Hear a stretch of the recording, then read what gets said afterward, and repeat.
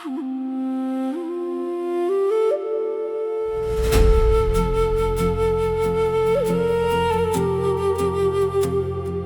simula, ang mga watchers ay itinalaga ng Panginoon bilang mga tagapagbantay ng mundo.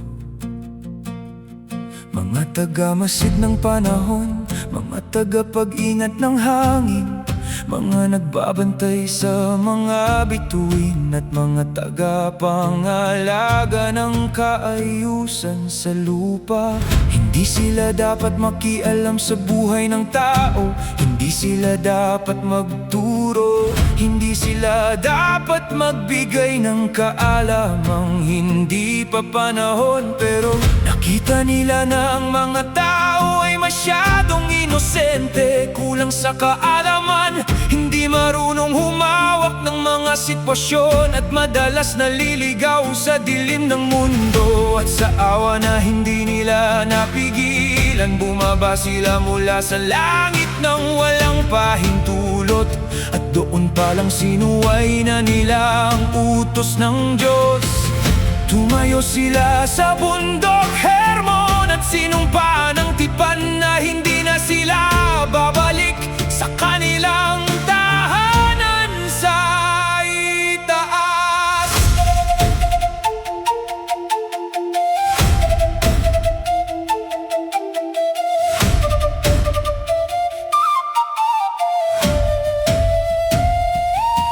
Pinili nila ang mga babae ng tao at tinawag ang kagandahan na hindi nila kayang iwasan. Sa pagnanais na hindi nila napigil, isinilang ang mga Nephilim, mga higanting gutom sa kapangyarihan. At ang mundo ay nagulat sa lakas na hindi dapat makita ng tao. Lumakas sa mga anak nila, kumain ng bunga, hayop at tao. Ang lupa ay umiyak, ang mga ilog ay natuyo, at ang araw ay hindi na sumisikat ng payapat. Ang takot ay naging araw-araw na tunog sa puso ng mga tao. Tinuruan ng mga watchers ang tao ng bakal, espada, sorcery, magic, pampaganda at astrology.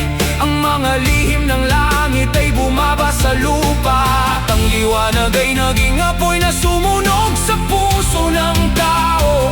Ang mundo ay napuno ng kaalamang hindi pa handa ang sangkatauhan. Nang lumala ang kasamaan ng mga watchers ay natakot sa hatol.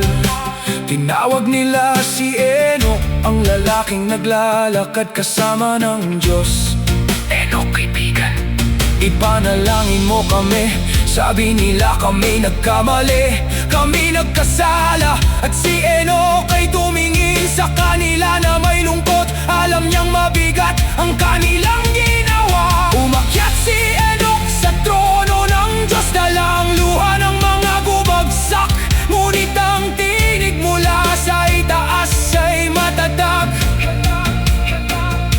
Hindi sila patatawarin, iniwan nila ang kanilang kalangitan, at binago ang mundo nang hindi ko iniutos. At ang langit ay nagsara na parang pintong hindi na muling bubukas para sa kanila. Bumalik si Enoch, dala ang hatol, at ang mga watchers ay lumuhod. Ang mga pakpak nila ay nanginginig, ang mga mata nila ay puno ng takot. Enoch, kami nagpadala sa pagnanasa, kami nagturo ng apoy sa mga tao, kami nagbukas ng pintong hindi dapat buksan. Ngayon alam namin, ang langit na iniwan namin ay hindi na namin muling maaabot. At ang kanilang tinig ay naging parang hangin na humihingi ng kapatawaran, na hindi na